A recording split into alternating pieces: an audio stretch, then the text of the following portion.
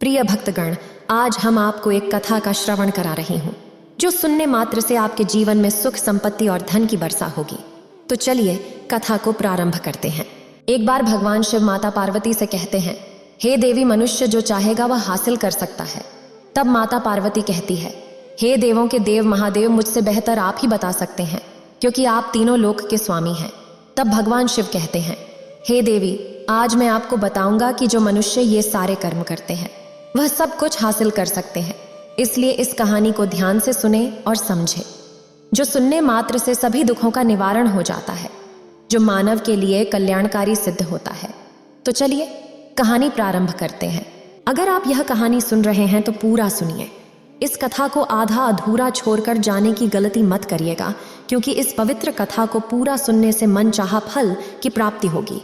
इसलिए इस कथा को पूरा सुने। आप शिव भक्त हैं तो भोलेनाथ का अनादर ना करें। एक समय की बात है, जंगल में चलते हुए शिष्य ने अपने गुरु से पूछा, गुरुजी, क्यों कुछ लोग सब कुछ मिल जाने के बाद भी खुश नहीं रहते हैं, जबकि दूसरों के पास कुछ नहीं होते हुए भी वह खुश रहता है। गुरुजी ने मुरझाए फूल की ओर इशारा करते हुए कहा, यह सब सोचने और समझने की दृष्टिकोण पर निर्भर करता है। अगर यह फूल सोचे कि मैं कल मुरझाऊंगा तो वह पूरी तरह से खिल नहीं पाएगा, उसकी सुंदरता और खुशबू पूरी तरह से प्रकट नहीं होगी। वैसे ही जो व्यक्ति अपने बीते समय में या आने वाले समय की चिंता में रहता है वह पूरी तरह से जी नहीं पाता। जो व्यक्ति भविष्य की चिंता में या बीते समय की यादों में रहता है वह अपने आने वाले समय को भी चिंता में गंवा देता है। ऐसा व्यक्ति जीवन का सच्चा सुख नहीं पा सकता। हमें समझना चाहिए कि असली जीवन तो वर्तमान में ही होता है। अतीत और भविष्य की चिंताएं सिर्फ हमें अधिक दुखी बनाती हैं।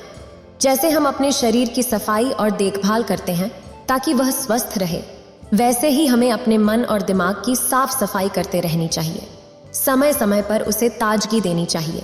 इससे आपकी सोचने की शक्ति भी बढ़ेगी। गुरुजी ने अपनी तरफ इशारा करके कहा कि एक सच्चा संत वह है जो जीवन की भागदौड़ में शांति खोज लेता है, जो यह समझता है कि मौत ही जीवन का अंत है।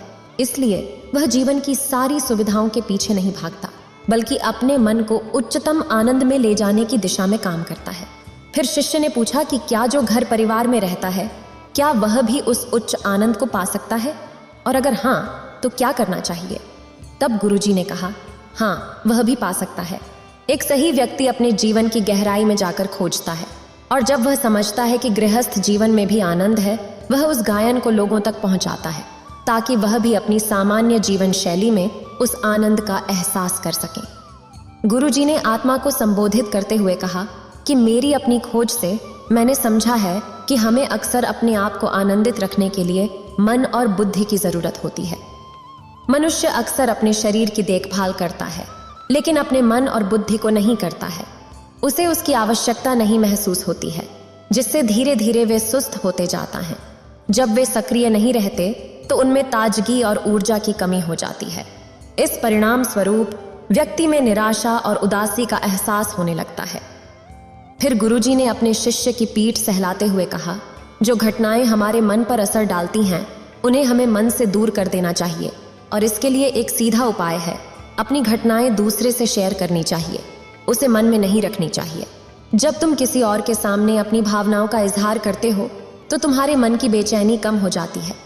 कुछ व्यक्तियों की प्रकृति ऐसी होती है कि वे अपनी मन की चिंताएं दूसरों से छुपाते हैं। इसके परिणाम स्वरूप वे आंतरिक रूप से परेशान रहते हैं, पर अपनी समस्याएं दूसरों को नहीं सुनाते। कुछ लोग ऐसे होते हैं जो अपनी अंदर की बातों को छुपा नहीं सकते, चाहे वह अच्छी बात हो या बुरी।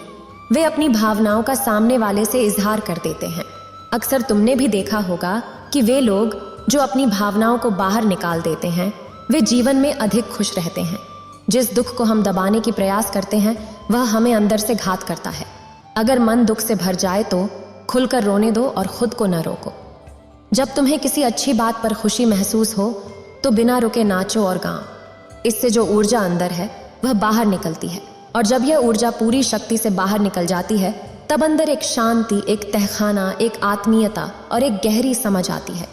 फिर गुरुजी ने शिष्य को यह भी बताया कि जैसे तेज धारा का पानी अपनी ताकत से सभी रुकावटों को पार कर लेता है, जैसे जब भावनाओं का दबाव बढ़ जाता है और हम उसे बाहर नहीं निकालते तो वह अंततः हमें अंदर से आहत करता है।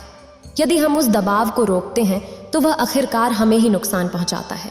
उस दबाव का परिणाम हमारे मन में अवांछित विचारों के रूप में होता है।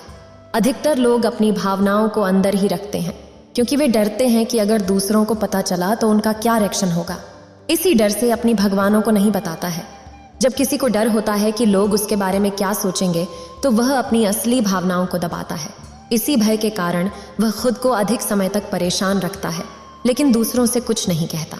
यदि वह एक बार आत्मविश्वास के साथ अपनी भावनाओं को व्यक्त करने की शुरुआत कर दे तो उसकी जिंदगी में बड़ा बदलाव आ सकता है।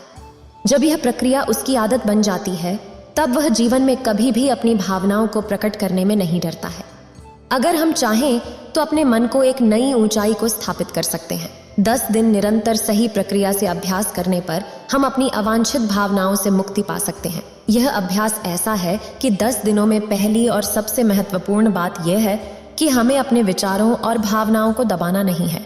अगर हम किसी के प्रति अच्छा महसूस करते हैं तो उसे व्यक्त करना चाहिए और अगर बुरा महसूस करते हैं तो वह भी व्यक्त करना चाहिए।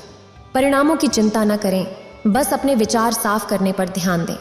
इससे आपके अंदर साहस और आत्मविश्वास बढ़ेगा। जब आप बिना झिझक किसी से वह सब बोल सकेंगे जो आपके मन में है तो सोचिए कितनी मजबूती आपको महसूस होगी। आपके डर समाप्त हो जाएंगे। हाँ, आपको कठिनाइयों का सामना करना पड़ सकता है लेकिन बिना कठिनाई के विकास भी नहीं होता। वास्तविक अभ्यास कठिनाइयों में छुपा होता है।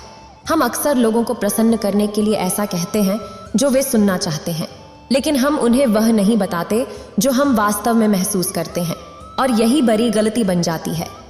हमारी असलियत झूठ जैसी बन जाती है।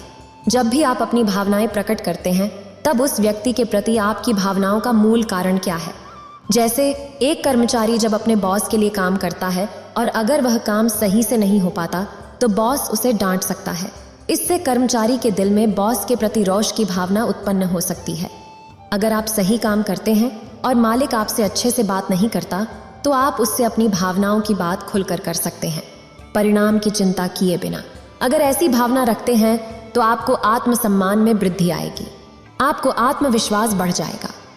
दूसरा कार्य जो आपको 10 दिन करना है वह यह है कि जो भी आपके साथ हो एक ऐसे व्यक्ति से बातें करो जिस पर आप भरोसा करते हैं, जिससे आप अपनी मन की हर बात बिना झिझक साझा कर सको, बिना सोचे कि वह आपके बारे में कैसा अनुभव करेगा।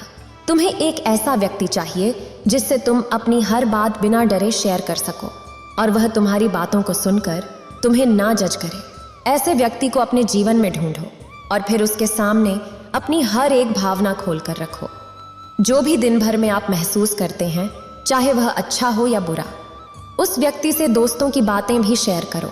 इससे तुम्हें समझ में आएगा कि तुम्हारा मन विभिन्न परिस्थितियों में कैसे प्रतिक्रिया करता है। जब तुम किसी से ये भावनाएं बांटते हो तो तुम्हें खुद की भावनाओं को समझने में सहायक होता है और तुम यह भी जान पाते हो कि तुम्हारी घटनाओं में तुम्हारी प्रतिक्रिया कैसी होती है। उससे तुम अपने आप को अच्छी तरह पहचान पाते हो।